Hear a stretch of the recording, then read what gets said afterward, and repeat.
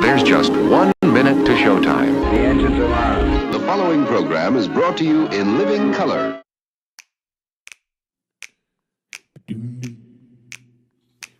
When they wrote up the systems and the rule set that we use, did working people get to write a line? What class of men on pen and paper jotted down their clues? With capital the heart of their design. When 90 million want a thing, but some shareholders say no. Which class of people get to have their way? The people read the fine print, say that this thing has got to go, and we'll start writing a new contract here today. Don't you know that hundreds will work and one man keeps the money? They don't think they gotta tell us why. When they say the new social contract, all the bosses will be gobsmacked and everyone will want a sign. Oh, yeah, everyone will want a sign.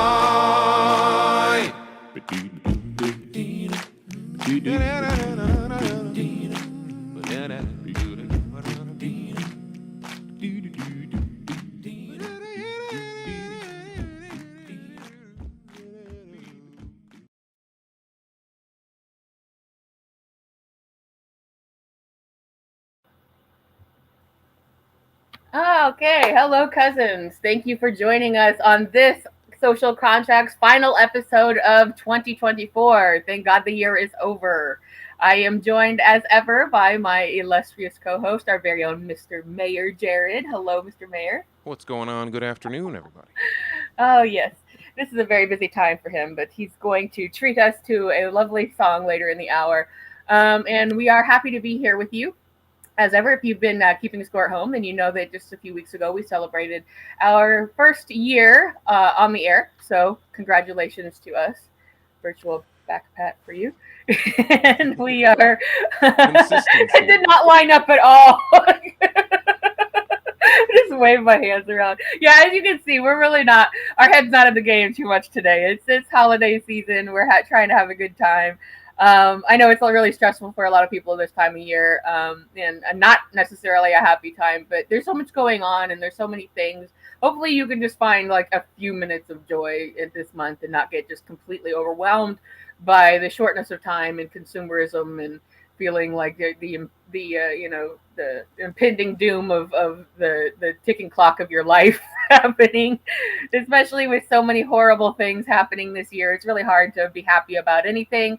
But just for your own sanity, I really recommend just trying to set a little bit of peaceful time aside for yourself, because it is just really important. And hello to Time Traveler 2 in the chat, who is one of our regular viewers. Thank you for tuning in.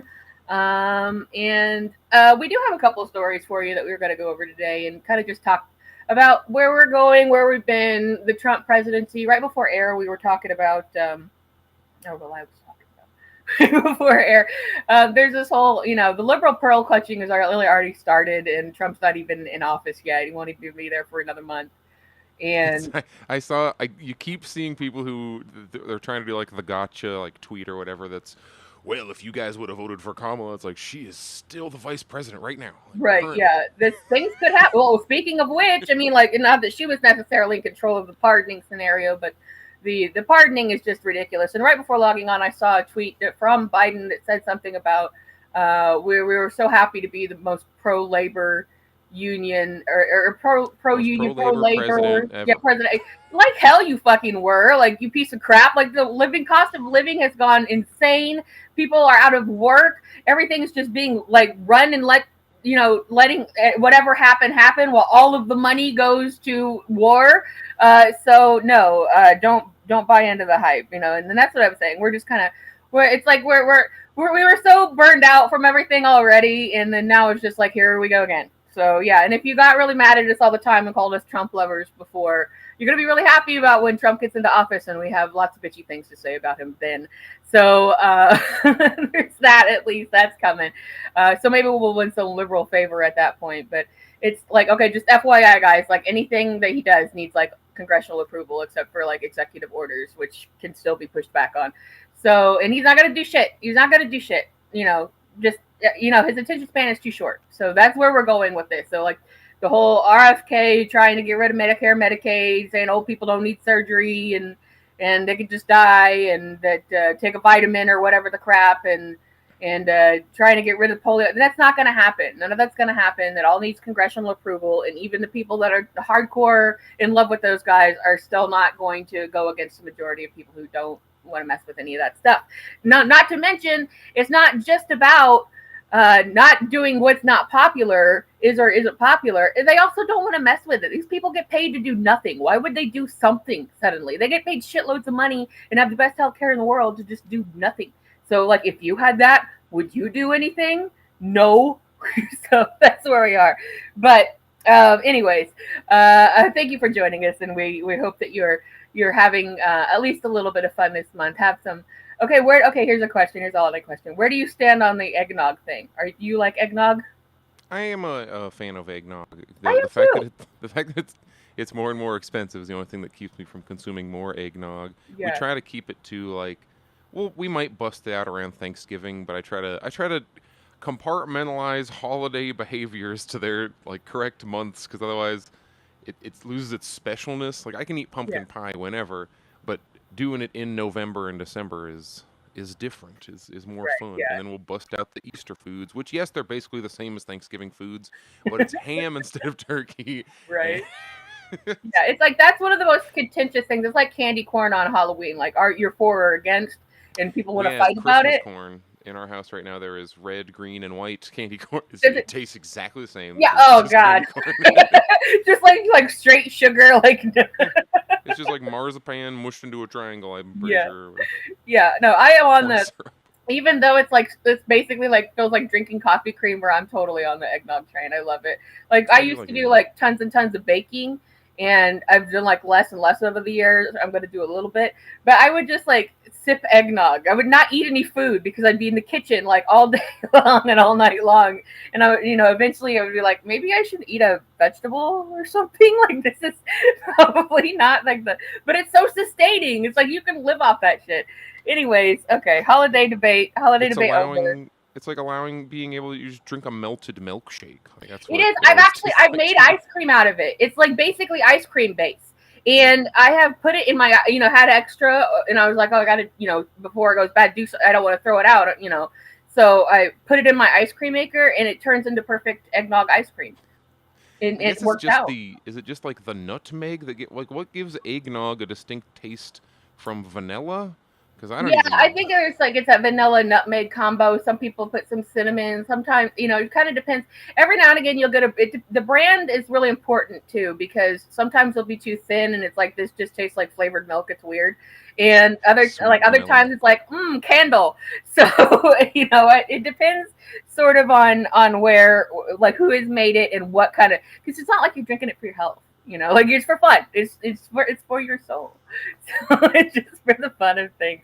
But that's the kind of thing that always got to come up every year on like people are for, people are against. Nathan Coyote, have you heard of eggnog pie? I have always, like I said, I like to bake. I have not. I'm gonna look up an image of eggnog pie. I'm sure it's gonna be like a white. Fewer opportunities to do it over the years, but I always have wanted to take eggnog flavoring, make like cookies or cake or pies or something like that, but like just never got to it. And we always have like all this other stuff I'm doing, so I just never get to it. But I have definitely researched a lot of stuff like that because I always intend to do something like that. It sounds great to me. I'm not really a pie person though. This looks like an alternative to it looks like a freaking cheesecake, but I love custard Oh, things, so I probably would really like eggnog pie. Yeah, that would be so good. Like a cheesecake, eggnog cheesecake would be really, really good. It's like a honky flan over here. Right? Yeah, and remember a few years ago when they were doing that clear pumpkin pie was going around?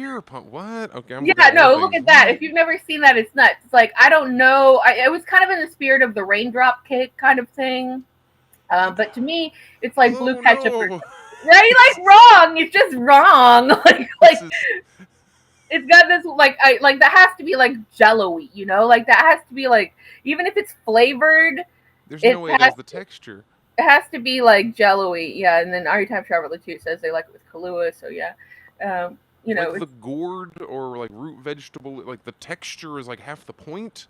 Like the yeah, right, squash yeah, it smush. kind of is. You kind of have to, and a lot of people don't know that like there really isn't enough pumpkins. You know, you go to the pumpkin patch, you're like, there's a million pumpkins here. There's really not enough pumpkins to meet the demand of like Thanksgiving. So pretty much when you buy canned pumpkin, you're buying pumpkin squash. Yeah, But it's like the same. yeah, it's basically the same thing. The So orange. Well, I've been told that that's like one of those like fruit versus vegetable that in like culinary terms or whatever, mm, pumpkins just are kind of are squashes and vice versa.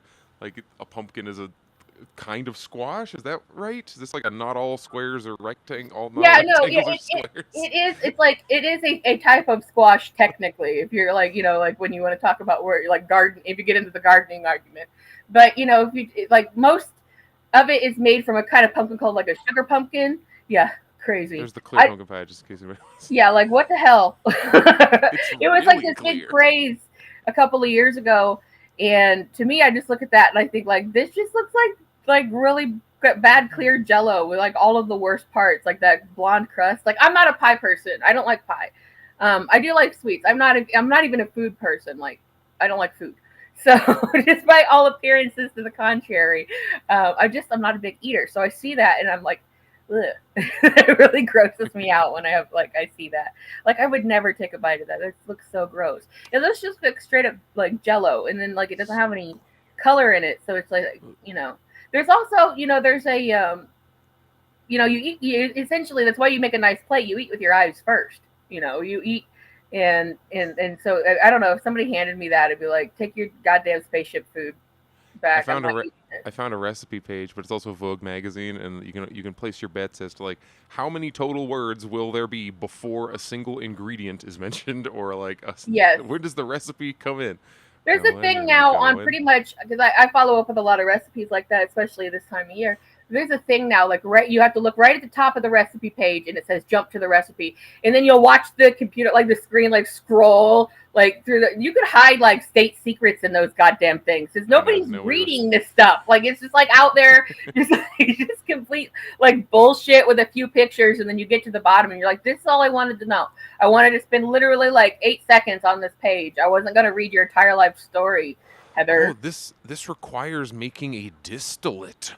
Oh wow. Distill a base of cooked pumpkin, ginger, cinnamon, blah blah blah. Then 10 reserve. gelatin sheets. Jesus Really? Christ. Oh Ugh. my goodness.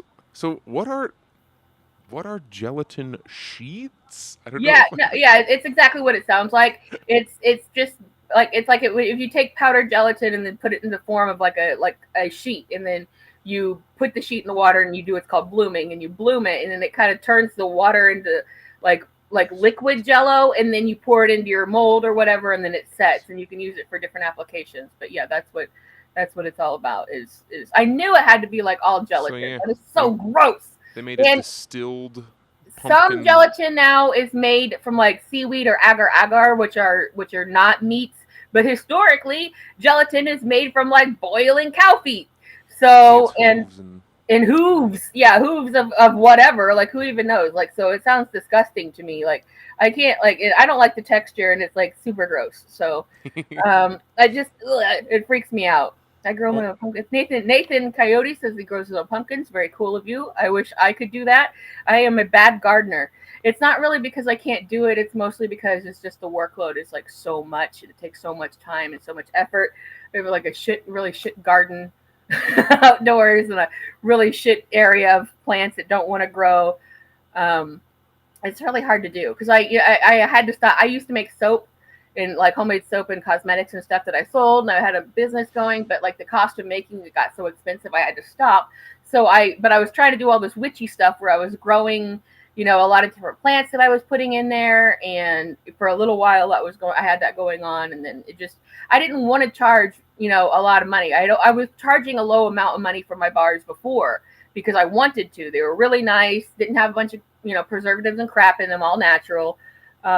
and then I had a price point that I liked. And then things got so expensive, I just couldn't afford to do it anymore. So I'm hoping someday the cost goes back to something close to reasonable, and I can go back to selling stuff. But and I had a pumpkin pie spice bar actually, so it smelled really good, and it had actual pumpkin pie spice, and you could kind of feel like it was a little bit of grittiness because I'm like a texture person. So I would make really like lava type soap with like walnut shells in it, and then other times like herbs like tea, like green tea and peppermint leaves, or my favorite was the lavender, and I put straight up lavender in it. We're on a tangent here now. I know that people are not trying to tune in to talk about fucking pie and lavender right now, but I kind of had a feeling that this is where this conversation would go. Anyway, if we're talking about like recipes and abilities to make things, watch this transition. So China, oh my god, I can't believe I'm talking about China. Everybody take a shot. Here we go. Yeah, right.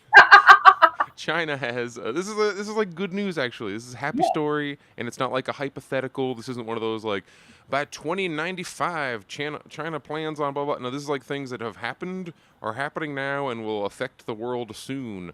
China has pioneered a new iron making technique, and this is one of those times I get to talk about a thing I don't know much about. So like if you are listening to this and you're a big iron person, or you know a lot about like ore extraction, etc., I apologize in advance if I miss key points or seem uninformed, because I am. Also, MSN, which is how I can view this article for free, because South China Post puts it behind a paywall, has this massive thing on the top. So sorry, all the text is in the bottom half. China's explosive iron-making breakthrough, it's in quotes because it's like a pun, because that's how they do it. Iron-making breakthrough achieves 3,600-fold productivity boost, which sounds like impossible, right? They're saying that they have increased efficiency of iron production by 3,600 times. A new method for making iron is not only faster and cheaper, but also better for the environment, according to Chinese researchers. After more than a decade of intensive research in China, a new iron-making technology is poised to revolutionize the global steel manufacturing industry. It makes iron, but then iron can be further processed into steel, as I understand. The method involves injecting finely ground iron ore powder into an extremely hot furnace, triggering an explosive chemical reaction, according to the engineers involved in the project. Like, you might be listening going like, well, how can you possibly reduce the energy needed? These ores have a certain, like, melting point, and you have to hit that melting point. It's this whole chemical reaction thing that helps. Like, you do need the initial heat, but it's the same heat as doing, like, normal smelting. Again, as I understand, I am but a layman.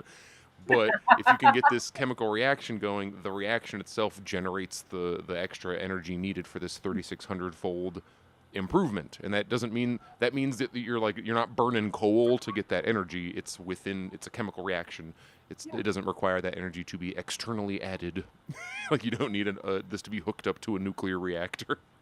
Yeah, that's The result is a display of bright red glowing liquid iron droplets that rain down and collect at the bottom of the furnace, forming a stream of high purity iron that can be directly used for casting or one-step steelmaking. Don't know what that is, it's in quotes.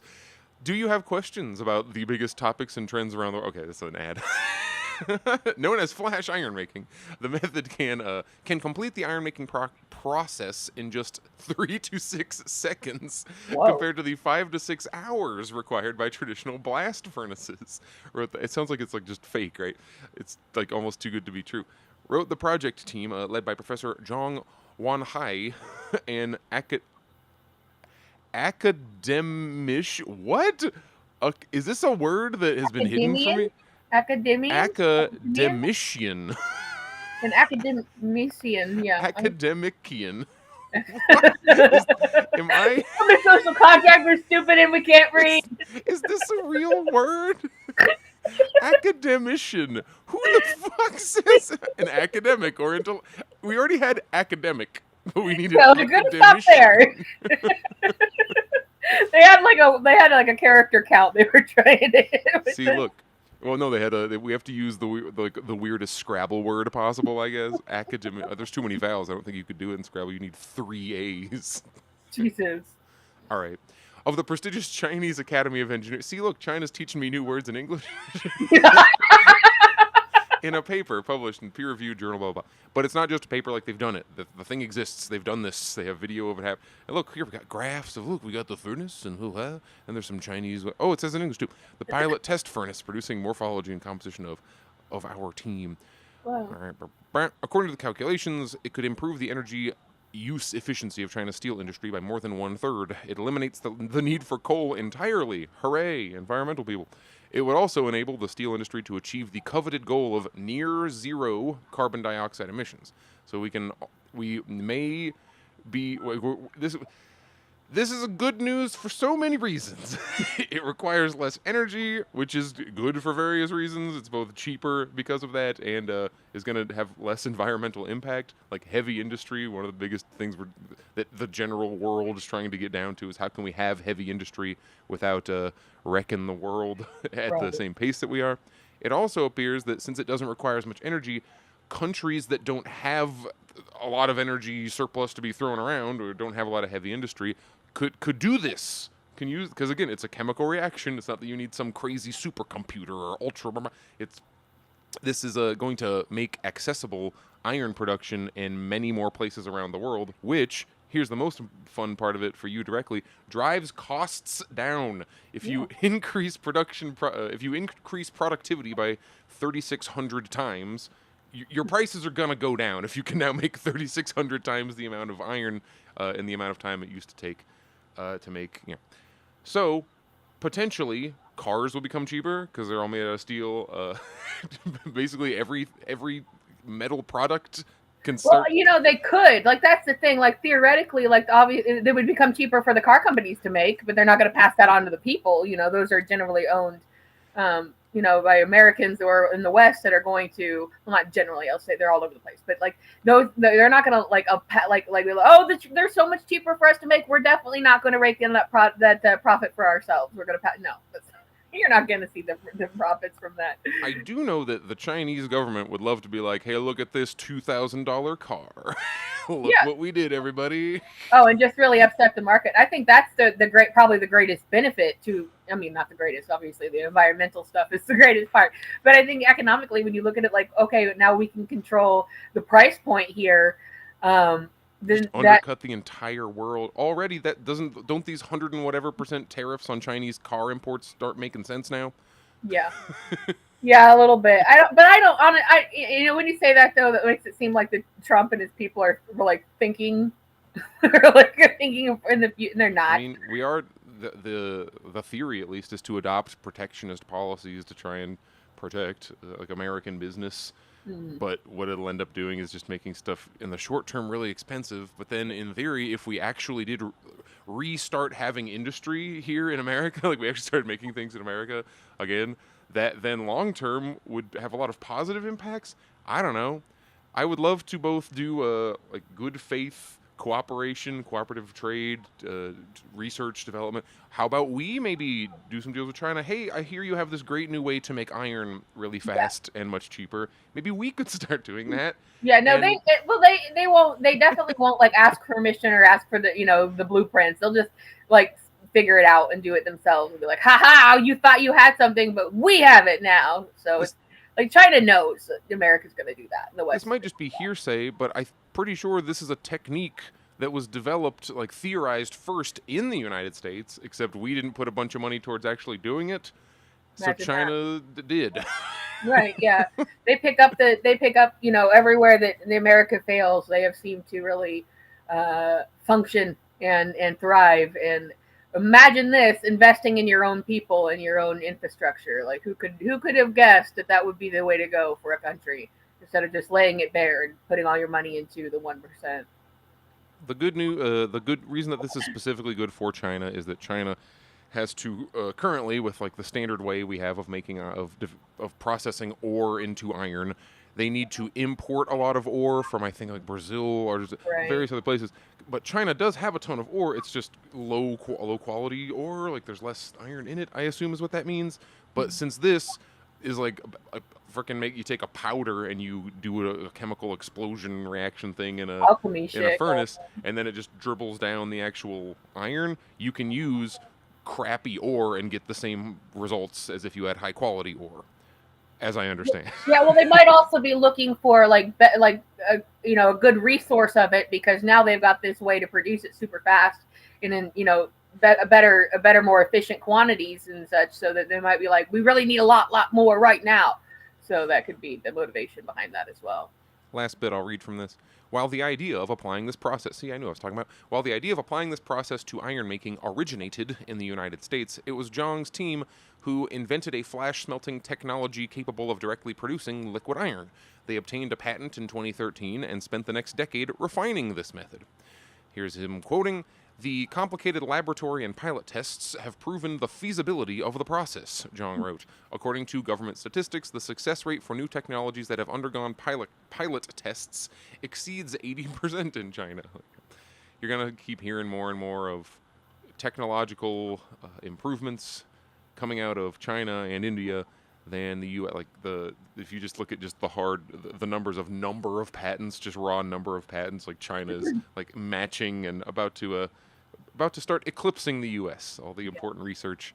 The whole joke of all the Chinese scientists coming over here to study is about to become all the American scientists going over to China. Right. And we've got an interesting. Are You Time Traveler 2 posed an interesting point, which is like the forest industry coal. It will never happen here because of the politicians being bought off by the lobbies, which is true, because that's why the coal and the forestation industries we're still reliant on these really old ways, especially Canada with their oil and timber production. They are hell bent on scrape. You're like, why are these politicians okay with just completely scraping the earth down? Because the lobbies are paying them like motherfuckers to do it. That's what this is all about. Like, they are getting paid like crazy amounts of money via these lobbies to do the bidding, just like everything else. Like when we're talking about Israel and the IPAC and all this, like these lobbies are basically writing. Thanks to the Reagan administration, are allowed to essentially write the laws that will, on how things will be governed and approved, and that's if the technology started in America, that's why it was not pursued, because the people doing it obviously couldn't secure funding, or something to this degree. I don't know I'd have to speculate. I don't know the exact scenario of that, but when you have other countries who are not beholden to the same sort of governmental system, then they don't have these stop blocks that stop them from fixing their infrastructure and investing in their people and doing all these obvious things, where you see that in places like America and Canada and Britain are just basically money machines for war and for taking away from people as much as they can and extracting as much as they can to invest it in themselves. Essentially, it seems overly simplistic to say that the big difference in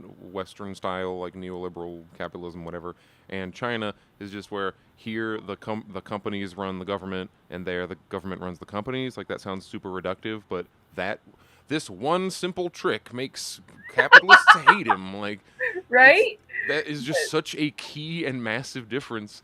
Where the reason this thing gives me hope, and I'm happy talking about it, I don't know if I look happy talking about it, but the story makes me quite happy, it's cheerful, is that if you look at like climate change and people saying how we have to save, in the West, there is a lot of recent buy-in to the whole idea of overpopulation and the idea that we must reduce energy production to save the world, but reduce energy production is just code for millions must die, which is not true. That is not real. Do not believe that. Don't get all doomer or black pill about like, well, the only way we can fix the world is if we Thanos snapped. It's like, we already had the debate when that freaking movie came out. It doesn't actually. It would solve the problem for like 5 years, and then, we're right back. Oh my God, people reproduced again. Like, what are you going to do? Do some fascist dictator state where you're like controlling the reproductive rights of everybody? Like, that would be what would be necessary if this was the quote solution.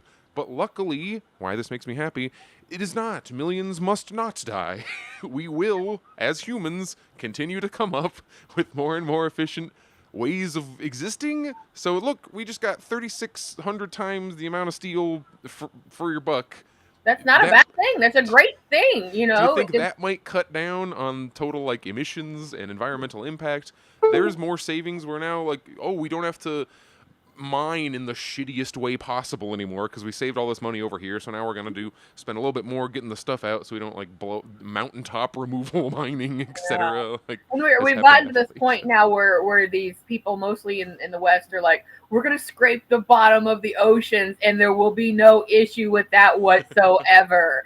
So that's where like their heads are. You know, like you can look at these two very different ways of doing things and say like, okay, well, one area, no matter where it is and who it is and what government it is coming up with these efficient ways of doing things and ways to support their people and ways to support their own economies.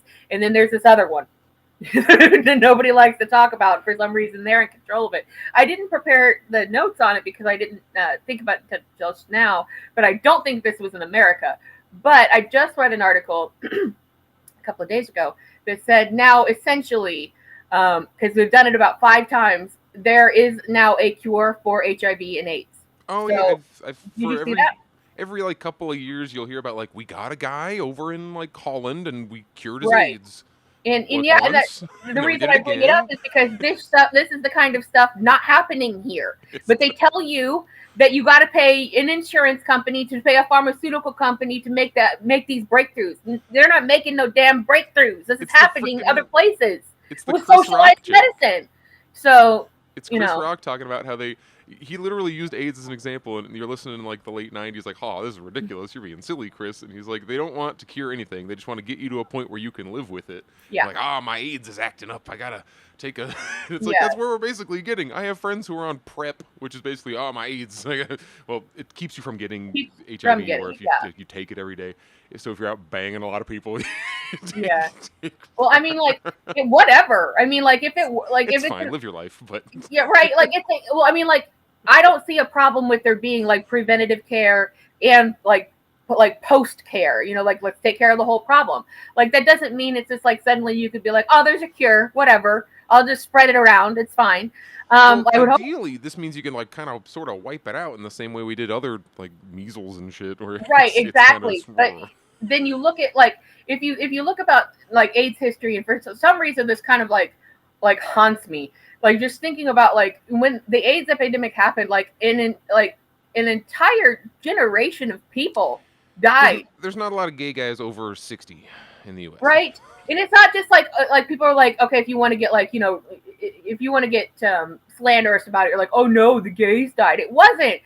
Nobody even in like white American society was even paying attention to it until straight women started to get it, or like people through drug use started to get it. Like, wait a minute, girls can get the AIDS? Oh God, like then they could give it to us men who can get it, right? It's like Magic Johnson and them when they got it, they're like, guys, this is not a homo problem. This Yeah, is just a exactly. problem. That was the whole thing. Like, this is something that like really like I think about it all the time because I don't know, it might be from like the artist's point of view, and I don't mean to be reductive about it and like cast people in certain light, but like typically you would find like a lot of artists, a lot of creative thinkers, a lot of writers among the gay community, and you think about like how much of those voices were lost, not just the famous ones, but the ones that never that nobody ever heard of except the little circle of friends, and then their circle of friends died, and it's just, I think about that all the time. And if you're a millennial, you were alive during that time. It wasn't like you were tuned into it, you were a kid,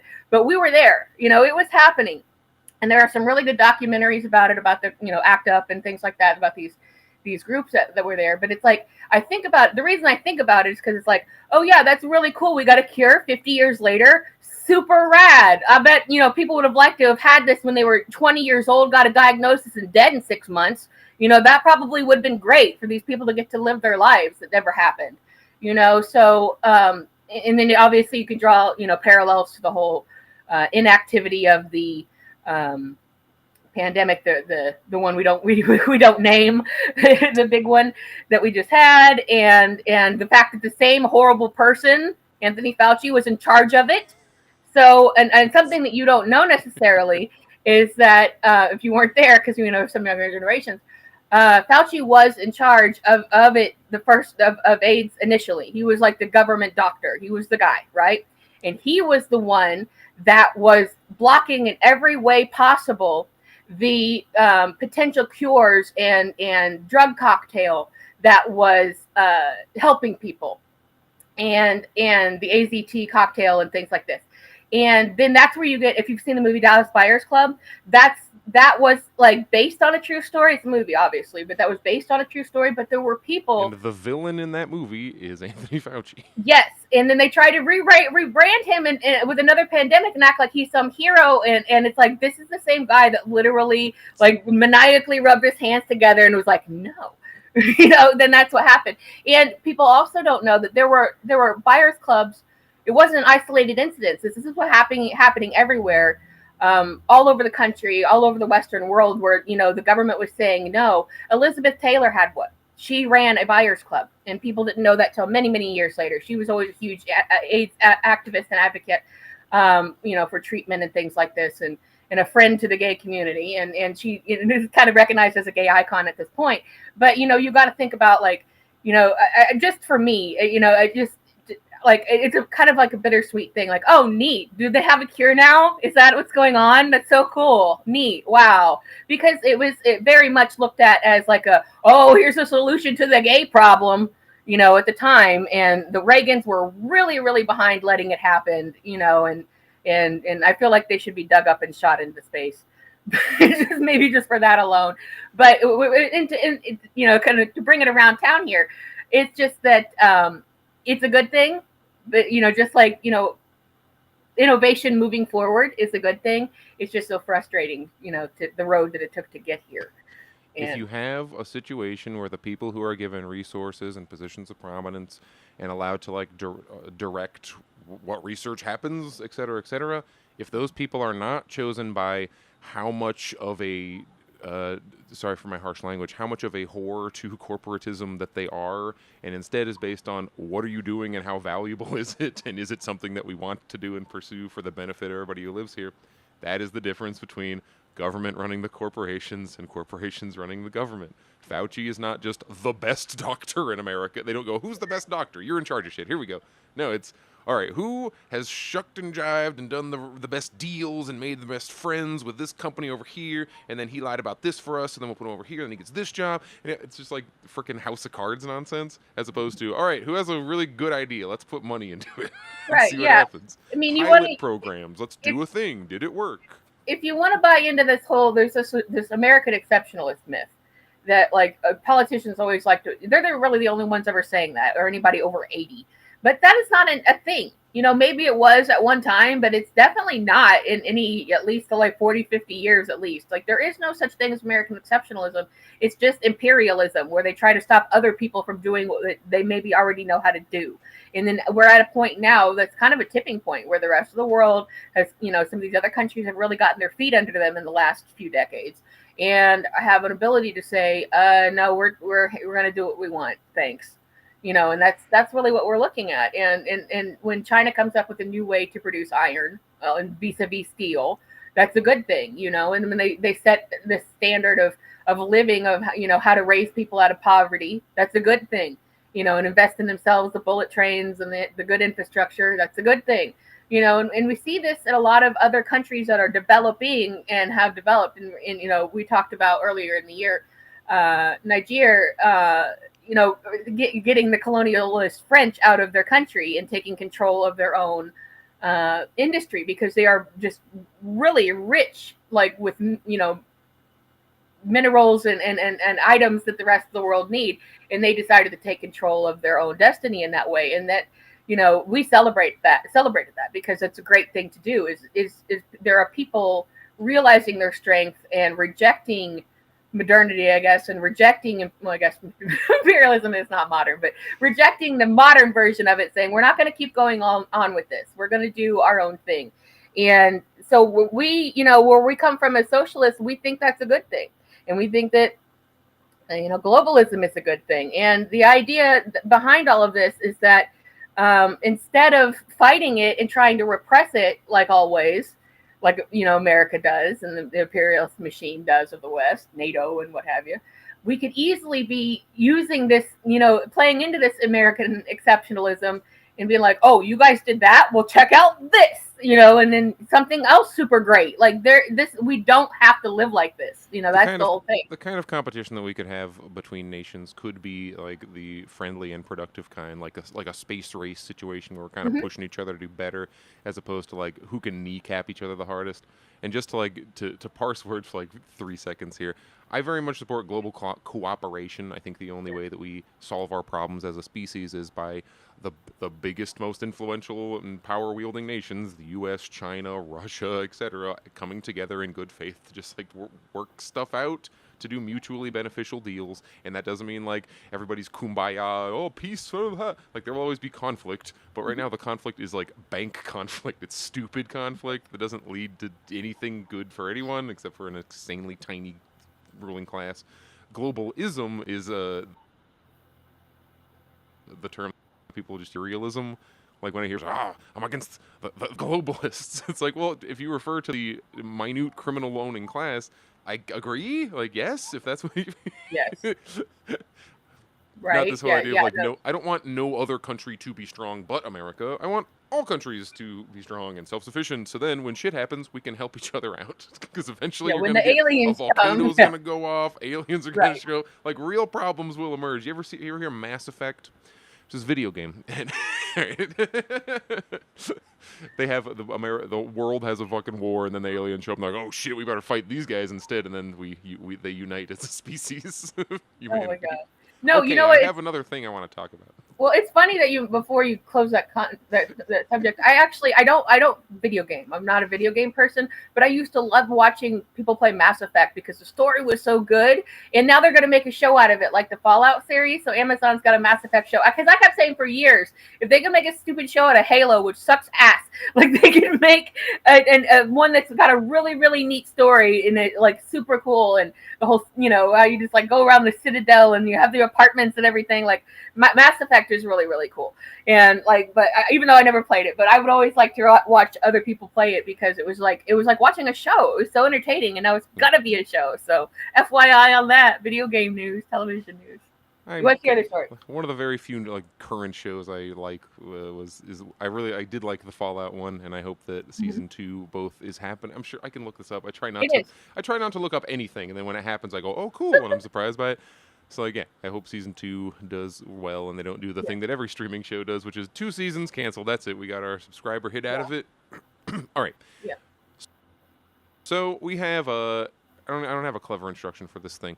Syria. I'm not making any hard declarations on any side because I will be accused of Israel or Assad, and it's like, my guys, there's a lot of stuff going on here.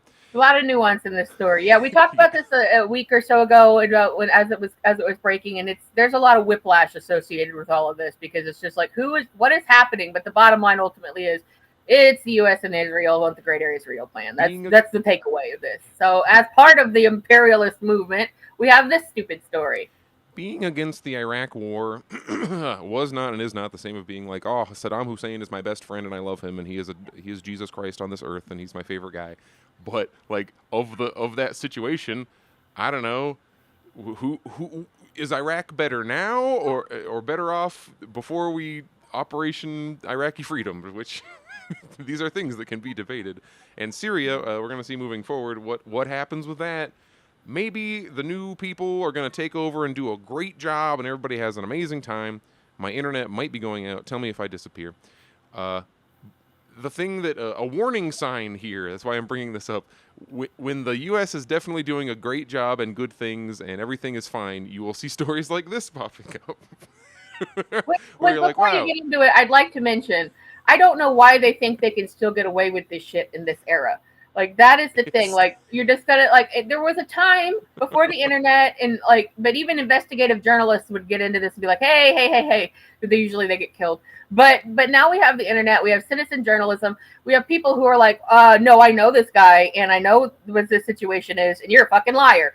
So I don't know why they still try to pull this stuff, and Clarissa Ward in particular has falsified stories, and I don't know, thinks that she's an actor or something, but this has happened before. So please elaborate. I'm gonna read 3 different sources about the same story. We're starting with the Daily Beast, then we're going to balance it out with Huffington Post and end with CNN themselves. But we have, if they're lying about this, why would you assume they're telling the truth about other things? CNN said that a man who previously claimed to be a civilian detained in a Syrian prison was actually a military intelligence officer for the Assad regime, citing local sources. During a segment that aired December 12th, CNN chief international correspondent Clarissa Ward and her camera crew found a man who claimed he was locked away for months. They're putting it on the guy and not CNN, which is funny. Who claimed he was locked away for months in a Damascus prison before the Assad regime fell. In the footage, the man identified himself as a civilian named Adel Gurbal and reacted with joy and disbelief when he was led outside. And the whole sequence, if you watch it, like the tape, it's all like, oh, we're down here. Oh, what's in this room? Oh my goodness. It feels very much like a role play setup, and then they're doing like an escape room. The camera cuts out. The camera cuts to black, and there's text like, "We turned the cameras off so the guy could shoot the lock off of this cell." It's like, first of all, why? What do you mean? Why can't you show someone? Is that allowed to show that? Like, you can't film it? It's like, okay, we had some takes and the edit looked weird, so we had to cut here. And then there's like a blanket, and the first person is this reporter lady just comes in. Is someone here? Hello? Hello? It gives me like Blair Witch vibes, where it's like, we get it, man. You go down to this basement and go like, hello? And then a guy just emerges from under this blanket, and he's like, I haven't eaten in 40 days. And he has like... But he's really clean and plump, and his nails are all clean, and like he's not like in dirty clothes or anything. And it's pretty sad. Yeah, that was pretty much the first tip-off. People were like, hey, wait a minute. However, Verify Psy, a Syrian fact-checking organization, later identified the man as Salama Mohammed Salama, a resident of the central Syrian city of Homs. All right, so now I'm going to flip over to the HuffPost. What do you guys say? The same story. Syrian fact-checking group alleges man detained for less than okay. CNN says its investigation. It says it is investigating the background and identity of a man featured in a stunning recent report that appeared to show his discovery in a Syrian prison and his subsequent release. The report, which aired last week, shows CNN's Clarissa Ward and team coming across a man in a cell. Ward reported that the man identified himself. Okay, this is like exactly the same so far. Let's scroll down to where we're a little different. We have the video clip here. Like, you're not going to get audio. You're okay. We're here. But it's the only cell that's locked. Okay, we're going to unlock it by shooting it. The guard makes us turn the camera off while he shoots the lock. The door. Okay, so it's not text. There it is. Cuts to black. And then we read it. All right, let the reporter in first. First, right? Yeah, okay. Geraldo at the Hoffa vault. Is someone there, or is it just a blanket? Wait, here, he's going to pop out. Oh, the lights are on now. Is someone there? Oh, my God. Or is it a blanket? Why, the camera's holding on this blanket for a long time. He's so weak, he can't even move out from under a blanket. I don't remember how he pops out, if he does slowly or if he goes like, ta-da, it's me. Okay, let's check. Oh, this guy, he's like, all right, it's your cue now, get up. It's your cue, exactly. Oh. Like when you hear us go to this side, oh no. Oh my God. All right, and then we have a freaking community note here. Which popped up pretty much like the second day the video was out. The community note showed up about it. Citing interviews with, because the people in town are just like, no, that's this guy. We know who that is. No, we know this guy. He's a dick. We know him. Oh, God. Had been incarcerated for less than a month due to a dispute over profit sharing from extorted funds with a high-ranking officer. The site alleged that Salama had also been involved in the killing of civilians and the detention and torture of young men on the spurious charges in 2014. So they're saying he didn't. So I don't know. You're giving me mixed messages here. Are all Assad people psychopaths, or the charges or are Assad psychopaths and imprisoned an innocent guy? All right. HuffPost has not independently verified these claims. Also questioned the veracity of CNN's report overall, suggesting that the man's appearance and reactions were incongruous. I know that word. With the conditions he claimed to have been held in. So depending on who you believe, it's either CNN fully faked this for, like, you know, U.S. regime reasons, or they were tricked by this very clever Bugs Bunny ass man who oh, surprise! And then, like, he's like hanging on her arm, and she's like, "You're okay, you're okay." And he leads her into the light, and he's like, It is so terrible. Like, they could have at least gotten an actor or something. They're trying to do a kind of a wag the dog situation here, and it just failed absolutely miserably. And I just don't know why they would have the audacity to think you could get away with something like this, unless we go even bigger conspiracy. Like, is this the look over here misdirect to try to say, like, well, some other crazy shit is going on to try to this is running interference for, but people would find out about that too. So.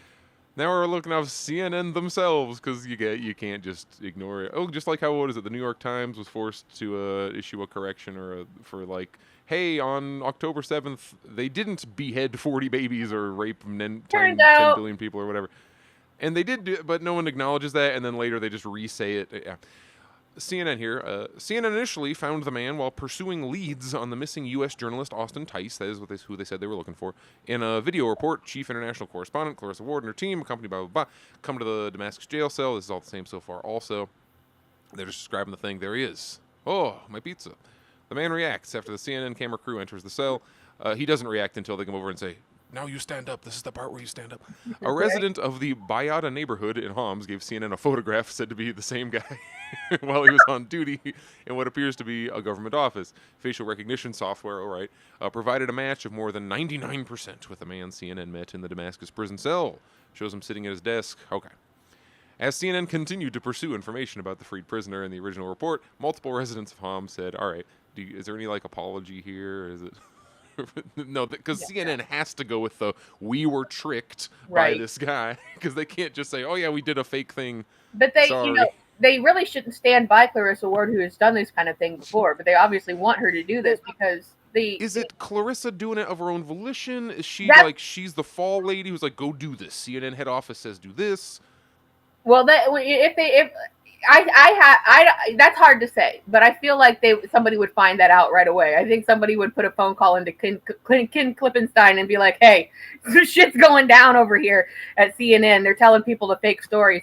But I feel like it's probably of her own volition, and they're just like kind of turning a blind eye to it. Because if you are a serious investigative journalist in such a serious situation, let's say that this was really happening, this is, that she's really moment by moment, this is happening.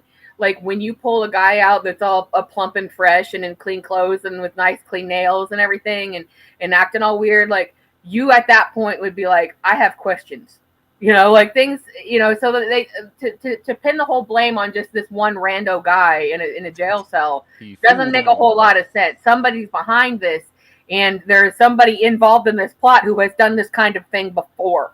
So I guess it remains to be seen. It's an evolving story, but it's also one of these things that it's like really, really good that the internet latched onto it as fast as it did to be like, hey, this is horseshit. Because while this is like an important story just in and of itself, the broader reason I even talk about this, if you listen to pretty much any source of any kind that is not CNN, MSNBC, Fox, whatever, you will be, these people are called conspiracy theory. If you listen to fucking Jimmy Dore, if you listen to Joe Rogan, etc., and the examples of lies that you can come up for these not no name, obviously these people have large audiences, larger than some of the quote mainstream media a lot of times. Right. You are treated like a fool if you listen to these people. Yes. But CNN has supported and lied to support every war that has happened in my lifetime. They're the ones pushing WMDs. They're the one pushing the 40 beheaded babies, which was a redux of the 40 killed in incubator thing from Iraq. It's the same 6 lies over and over. But if you go up to someone and say, "Oh, I learned this on CNN," they're not going to go, "Ha ha ha! What are you, a conspiracy theorist? Those people are completely full of shit all the time." That connection doesn't happen. But why is more onus put on individuals online? People get way more mad if some rando with a bunch of followers on the internet says something that turns out to be wrong than they do when MSNBC is paid millions and billions of dollars to just North Korea style media lie propaganda at your face all day. And by the way, North Korea doesn't even do that shit. Everything you think North Korea does, we just actually do, and it's put on them. Sorry, I hope I made any kind of sense. No, you did, because the thing is, I think that what the people think about is like, oh, well, they've got fact checkers, they've got integrity and this kind of stuff, and it's like, You can't pay that off a doesn't fact matter checker. if they're being paid to lie. That makes no fucking difference to the scenario. If I was being paid to lie that much money, I probably would do it too. Like these independent streamers like this, or even like the Jimmy Dores, the Joe Rogans, like obviously they're making a shitload of money, but that's from like subscriptions and things like that. So they have kind of an MO of telling the truth, or telling what they believe to be the truth, or trying to and if they say something wrong, then they take it back. They said I was wrong about this, whatever. So I mean, there is more integrity among the independent journalistic realm than there is in these public spaces. And it's not even just about war. It primarily is, because that's where the most money is. But look at how this whole Luigi Mangione thing has gone. Like the media has done so much to vilify him. Like they screen cap photos of his face where he's gritting his teeth, where he's getting escorted in the door because right a second after he was slammed into a wall by the cops, and you see it, and then they're like, look, he's obviously crazy. This guy's obviously nuts and crazy. He had a manifesto. Only crazy people have manifestos. And they've definitely like made their case that this is the guy, 100%, this is the dude, like unquestionable. And I think we're all just waiting for him to get Epsteined at this point. But I mean, is he even the guy? That's the question I have. Is just some random guy that they picked and chose. So, and then using the media's persuasion to get behind all of this. I now do believe that it probably is just Luigi, but I think that all of this weirdness might be an attempt to distract us from how they figured out it was him. Because I've heard people talking about, they probably got him because there's like face track shit in the McDonald's self-order, and it's like, oh god, of course they're doing it. Which, I mean, I'm not so naive as to think that they don't have the capability in the U.S. government, our surveillance state, to do creepy shit like that. It's just they're legally not supposed to. Right. Like, they're not supposed to be doing that, not actually using it. They have the potential to, of course, but I don't think McDonald's, and they'll be like, well, I had people online being like, well, if I'm sure somewhere in the McDonald's terms and services they say that we can just give your information directly to the FBI. I'm like, I don't know if you can do that. That feels like one of the amendment violations. Right. But then again, like it goes hand in hand with the anti-masking sentiment in this country. Like you can't be as easily surveilled if half of your face is covered up. And I buy that shit more and more every day. Where I'm like, you're smart, actually. in contrast to that, or I guess in collusion with that, Britain is like the most surveilled country in the world. Like everything's got a camera in it. They are tracking people at a constant moment. And it does a little bit make more sense then, because there's so much more globally connected, like physically, to these other areas than the United States, was much more isolated in its own kind of space. But China pointed cameras at your face at all times. Also, I just want to be fair and balanced here. Yeah, right. Yeah, no, and that's the thing. In that kind of, and I'll make this quick, but because it's going on. But that also goes to show that this whole media shilling about the mystery drones that are happening. Okay, first of all, people have consumer drones. They're flying all over the country all the time at all hours of the day. I live near an active airspace. I see them constantly. They're around. Okay, and if it was really a mystery situation that nobody could figure out, which are flying near air bases and like military bases, and are flying in like restricted airspace, if that was going on, it took like 5 minutes for the media and the military to like lose their mind over a weather balloon that they perceived was a spy balloon from China, right? That took like 5 minutes, and they're gassing up the jets. Okay, so if there's a mysterious fleet of non-consumer drones just flying over places, you want to like argue with me that the FAA would not be all the fuck over that immediately, like the military, everybody, if they really thought that was a situation? It's clearly a pilot program for surveillance, that's going to get rolled out here. Or one of the billionaires is trying something out. You got Jeff Bezos with some delivery drones out there, and then they're trying to make it like the media like, oh, it's cool. It's just weirdos. Don't worry about it. I'm going to cut off a longer rant just because we're basically out of time. But I weirdly, for the drone situation, the comment that Donald Trump made either yesterday or the other day, I think is the most accurate. Where they're like, "What do you think about the drones?" He's like, "Look, the government, military, they know what it is. Like whatever it is, they know what it is. I doubt that it's the enemy because they would have blown it up by now." And I'm like, "Yeah, that's all probably correct." The fact that a lot of our senators and Congress people genuinely seem to not know what the fuck's happening either, and governors, etc. Yeah, that the people who you elect don't actually run the country, and I submit this as further evidence that this whole thing could be happening, and the governor of New Jersey is just like, we need answers. It's like, holy shit, dude, they're not even telling you. I personally am not surprised. Other people should be, though, if you think you're voting for someone who has any kind of actual influence. Yes. Yes. Well, yeah. I got a Christmassy song for everyone. Yeah, that takes us to the end of an hour again. So a lot of yelling and talking about pie. So thank you for joining us. Yeah, Christopher Pie. Thank you for joining us throughout the year, whether you're new or have been with us for a while. We appreciate you. We hope you have a good holiday season, safe one. And we all hope everyone has a better year. This is going to be our last show for until we'll start back up in January, because we're going to have a couple weeks off for everything. Because if you didn't look at the calendar, then you know that like Tuesdays are like holidays now. So right now, we're going to have some much needed time off and get to decompress a little bit and do our thing. And we hope you guys also get to do that. And we are hoping, we're all hoping for a much better 2025. So thanks for joining us again. And I am going to say my goodbye to you and turn you over to our Mr. Jared, who's going to treat us to a lovely rendition of Christmas Shoes. And, we will see you next year. So take care, everybody. This is like my new favorite Christmas song, which is technically two Christmas songs. Helpless and hungry, lowly, he lies, wrapped in the chill of midwinter. Comes now among us, born into poverty's embrace, new life for the world. Who is this who lives with the lowly, sharing their sorrows, knowing their hunger? This is Christ revealed to the world in the eyes of a child of the poor.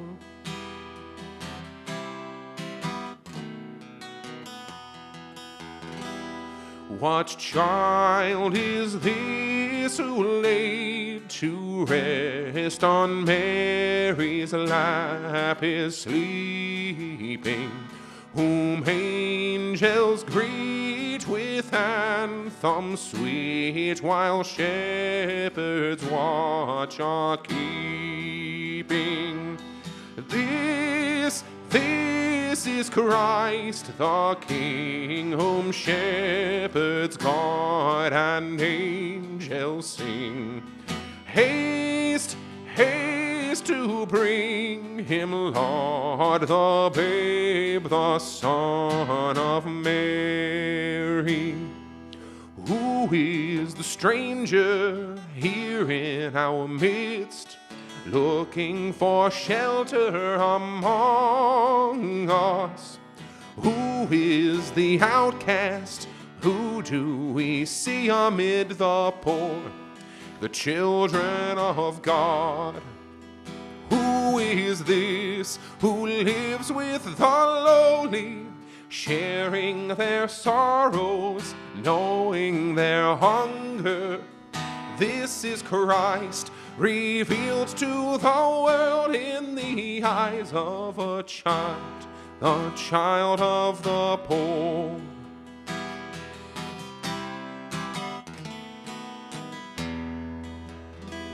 Why lies he in such mean estate, where ox and ass are feeding? Good Christian, flee for sinners, hear the silent word is pleading. This is Christ the King, whom shepherds guard and angels sing. Haste, haste to bring him, Lord, the babe, the Son of Mary.